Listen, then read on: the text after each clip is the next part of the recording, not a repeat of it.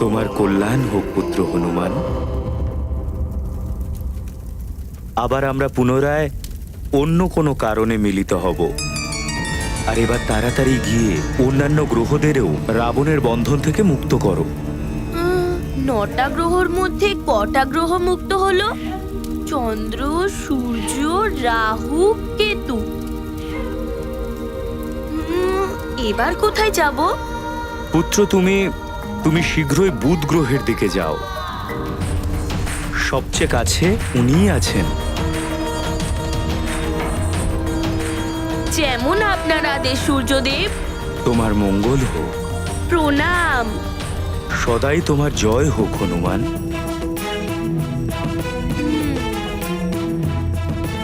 না,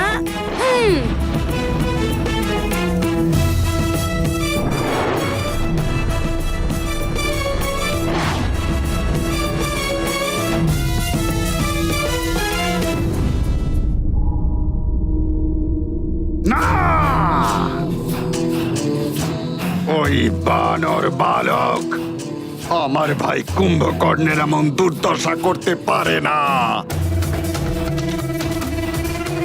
করতে পারে না। বানর বালক, এবার তোকে বধ করার জন্যে আমি দশানন রাবণ যাব। তুই এটা জানিস না যে অন্তরিক্ষে আবার শক্তির বল অধিক হয়ে যায়। এবার তোকে শেষ করবার পরেই আমার মনে শান্তি ফিরে আসবে।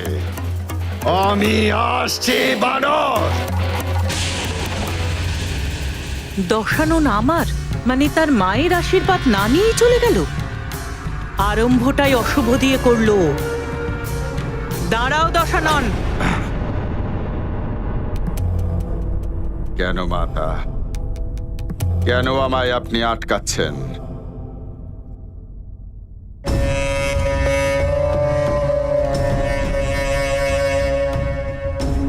এই জন্য দশানন, কারণ এই সময়টা যুদ্ধের জন্য উপযুক্ত নয়। ওর সাহস ক্রমশ বৃদ্ধি পাচ্ছে মা, বারবার আমাকে ক্রোধান্বিত করে তুলছে। আমি এই সময়ই ওকে শেষ করে দিতে চাই।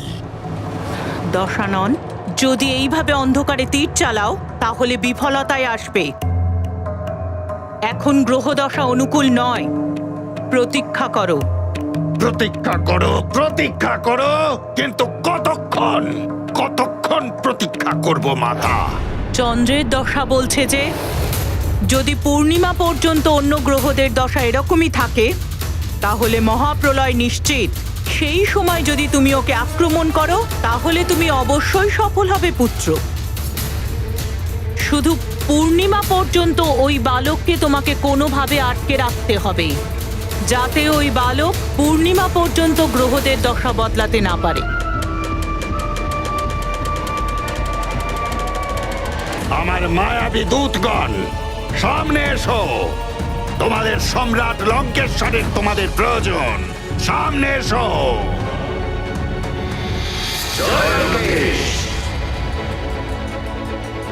তোমরা সব শীঘ্রই অন্তরিক্ষে স্থিত গ্রহদের কাছে যাও।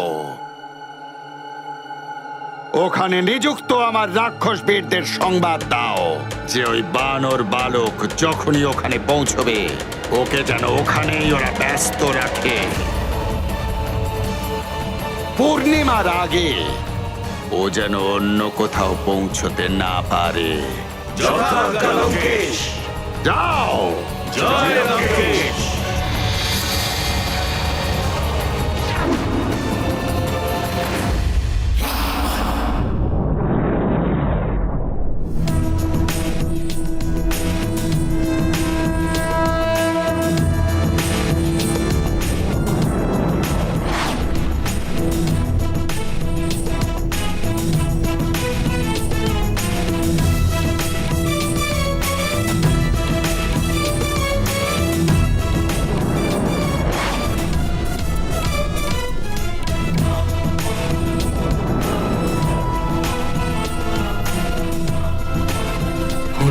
বুধ গ্রহদেব, আমি আসছি আপনাকে মুক্ত করতে।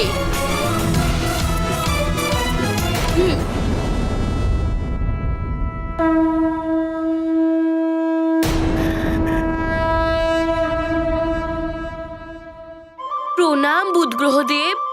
প্রণাম হনুমান।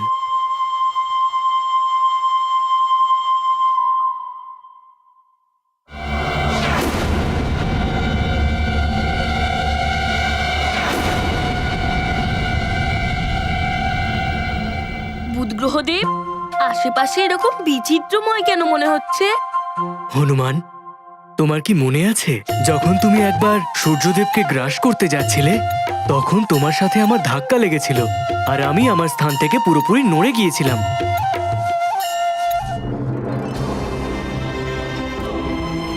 এইভাবে হঠাৎ উল্টো দিক থেকে তীব্র গতিতেই আমার দিকে কে এগিয়ে আসছে? ও আমাকেই আমার পথ থেকে বিচলিত করে দিল।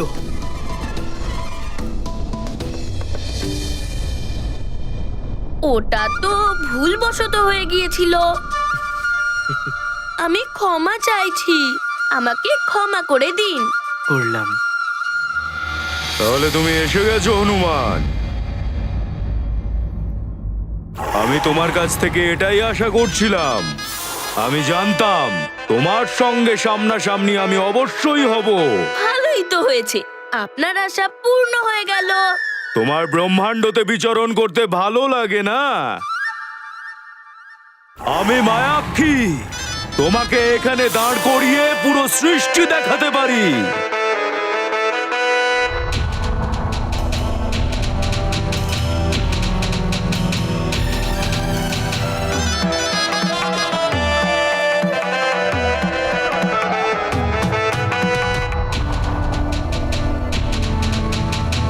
হঠাৎ করে আপনার চোখের কি হলো?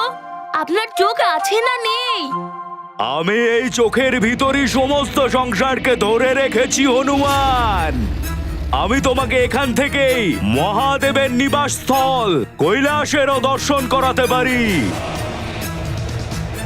ব্রহ্মদেবের নিবাসস্থল ব্রহ্মলোককেও দর্শন করাতে পারি। হনুমান, এই মায়াক্ষী রাক্ষস খুবই মায়াবী। ওর চোখের দিকে একদম তাকাবে না। দেখতে পেয়েছো তুমি?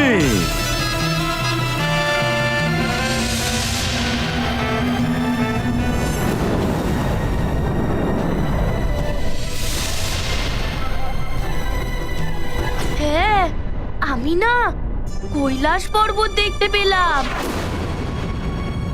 আর ব্রহ্মাদেবের দর্শনও পেয়ে গেলাম। হনুমান, তুমি এসব কি করছো? ওর চোখের দিকে তাকিও না। ও তোমায় সম্মোহিত করার জন্য এইসব করছে। তোমাকে তো আমি পড়ে দেখে নেব বুধদেব।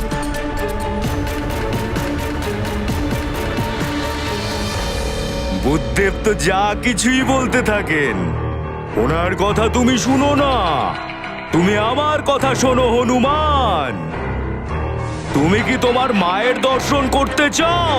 তাহলে বলো, আমি তোমাকে তোমার মায়ের দর্শনও করাতে পারি। মা, হ্যাঁ, আমি ওনার দর্শন করতে চাই।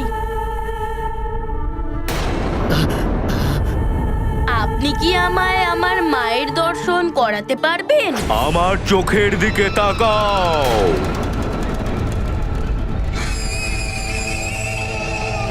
এমনটা করো না হনুমান। বুধের কথা শুনো না হনুমান, আমার চোখের দিকে তাকাও। গভীরে দেখো, আমার চোখের ভেতরে তুমি তোমার মাকে দেখতে পাবে। হনুমান, ওর চোখের দিকে একদম তাকিও না। হনুমান, এখন আমি যা বলবো সেটাই শুধু তোমার কান দুটো শুনবে। শোনো, শুধু শোনো আমায়। তুমি স্বর্গ দেখতে পাচ্ছ? দেখো, ঐরাবত আছে ওখানে। এবার তুমি মাকেও দেখতে পাবে। দেখো, ওখানেই কোথাও আছেন তিনি। খোঁজো ওনাকে, খোঁজো হনুমান, খোঁজো।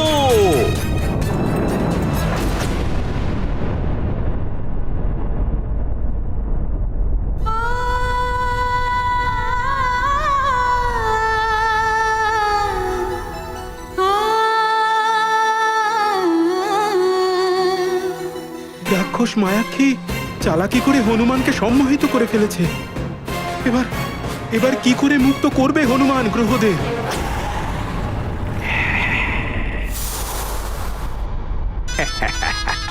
মাতৃপ্রেমে ফাঁসিয়ে দিয়েছি বালককে।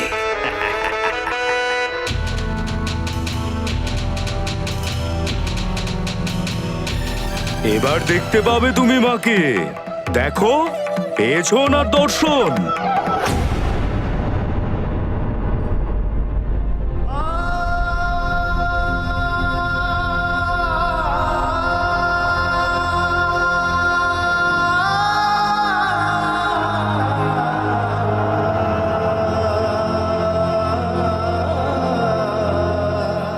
এটা তো অনর্থ হয়ে গেল। এই রাক্ষস হনুমানকে তার উদ্দেশ্য থেকে দিকভ্রষ্ট করেই দিল।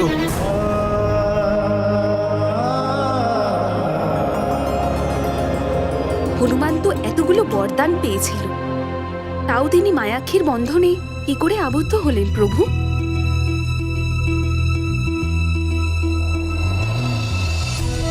মাতৃপ্রেম,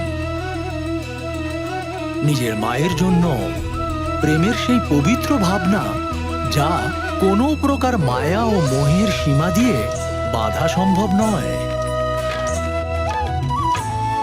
সেই জন্য হনুমানও এই মাতৃপ্রেমের সম্মোহনে বাধা পড়ে গেল। কিন্তু এটাও শাশ্বত সত্য যে কারুর প্রতি অত্যাধিক প্রেম তার দুর্বলতা হয়ে ওঠে, আর এই দুর্বলতার লাভ ওঠানোর জন্য শত্রু তাকে নিজের মায়া জালে ফাঁসিয়ে দেয়। মায়াক্ষী, লঙ্কেশ তোমাকে সংবাদ পাঠিয়েছে এই বানর বালক পূর্ণিমা পর্যন্ত এখান থেকে যেন কোথাও যেতে না পারে, যাতে মহাপ্রলয় থেমে যাওয়ার কোনো রকম উপায় না থাকে। কিন্তু একটা কথা মনে রেখো, এটা ওনার সংবাদই নয়, এটা সতর্কবাণীও তোমার জন্য। চিন্তা করো না তুমি, ও তো এখন এখান থেকে নড়তেও পারবে না। এই পূর্ণিমাকে ছাড়ো, আগামী পূর্ণিমা পর্যন্ত ও এখানেই দাঁড়িয়ে থাকবে। আহ! কি করি আমি? পূর্ণিমা তো নিকটেই। হনুমানকে পুরোপুরিভাবে সম্মোহিত করে ফেলেছে এই মায়াক্ষী রাক্ষস। এবার তো আমাদের গ্রহীদের মুক্তি কোনোদিন সম্ভব না, আর এরম চলে তো প্রলয় শুরু হয়ে যাবে।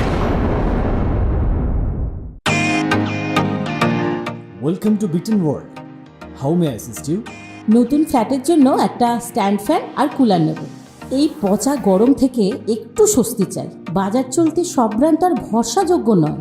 তার জন্য তো আমাদের ফ্যান আছে, all purpose bullet table fan, ceiling fan. আমাদের সিলিং ফ্যান কিন্তু 30 মাসের ওয়ারেন্টি সহ পাওয়া যায়। আছে ফারাটা 2 বছরের ওয়ারেন্টি, 17 থেকে 20 মিটার এয়ার ফ্লো। মধ্যবিত্তের সাধ্যের মধ্যে একমাত্র ভরসাযোগ্য ব্র্যান্ড বিটেন। আমাদের কুলারের কিন্তু অনেক range, 45 litres, 50 litres, 70 litres, 90 litres, 110 litres.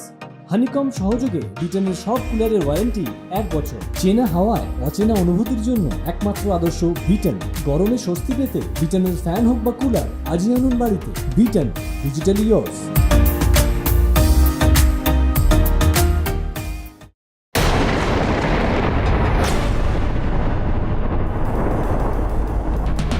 প্রথমে এই প্রলয়ের অন্ধকারই আমার বেশ ভালো লাগতো, কিন্তু এখন এটা একদমই ভালো লাগে না। হনুমান, তুমি শীঘ্রই এটা শেষ করে ফিরে এসো। অঞ্জনা,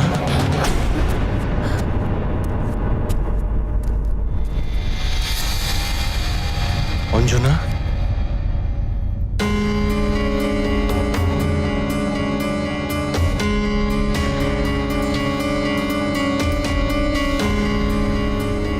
অঞ্জনা,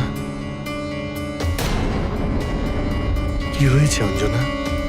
তোমাকে চিন্তিত মনে হচ্ছে।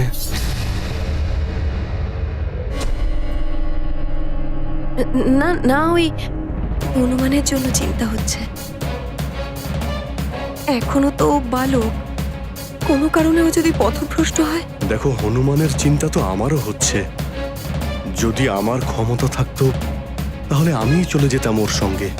কিন্তু আপনার নাগালের মধ্যে যা আছে সেটা তো আপনি করতেই পারেন মহারাজ।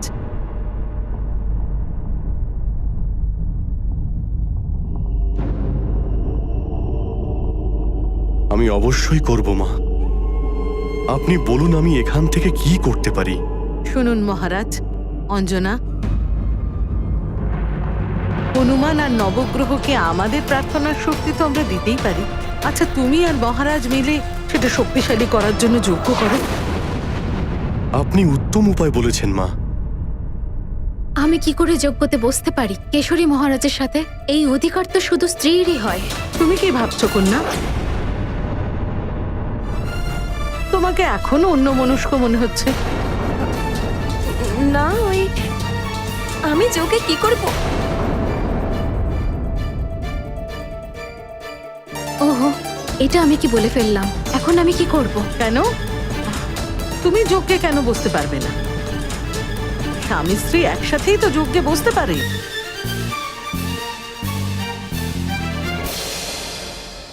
অঞ্জনা, কোনো দ্বিধা থাকলে বলো।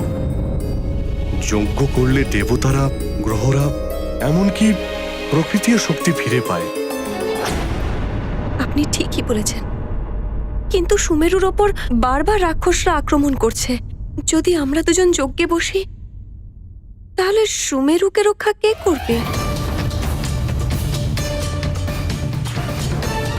হ্যাঁ, এরকম অবস্থায় প্রজাদের আমি কিভাবে অসুরক্ষিত রাখতে পারি? আমার হনুমানের সুরক্ষা আর গ্রহ শান্তির জন্য যজ্ঞটাও তো জরুরি। কি জানে কি কি বিপদের সম্মুখীন হচ্ছে আমাদের হনুমান।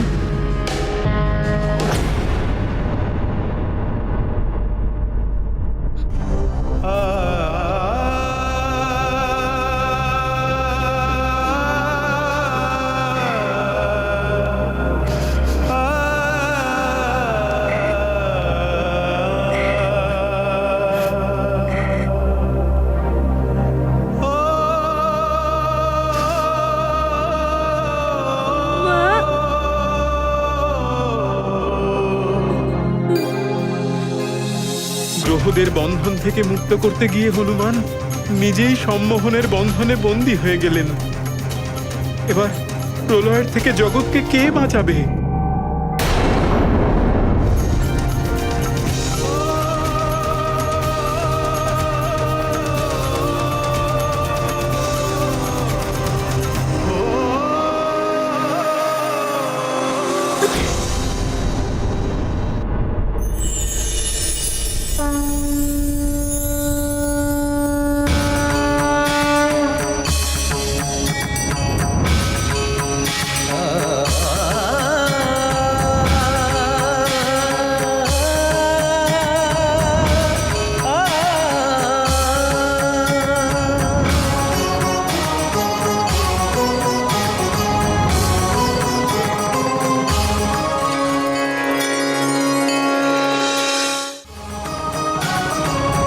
প্রণাম স্কন্দমাতা।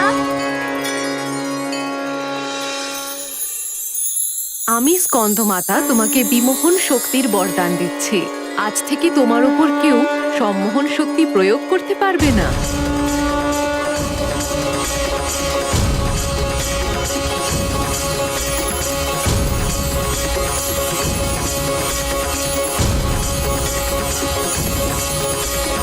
প্রণাম। আপনাকে কোটি কোটি ধন্যবাদ মাতা। প্রণাম।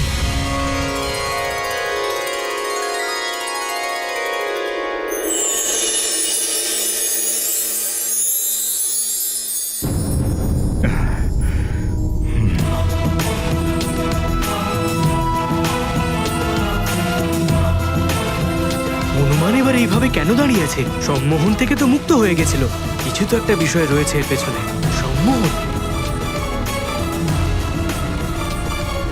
এবার আপনি আমার চোখের দিকে তাকান।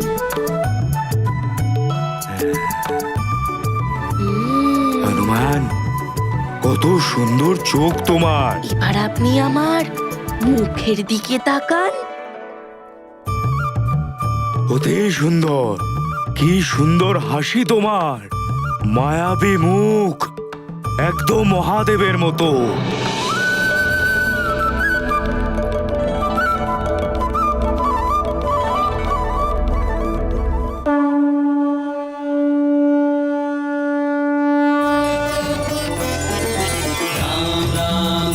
শ্রী রাম রাম রাম রাম রাম রাম রাম শ্রী রাম রাম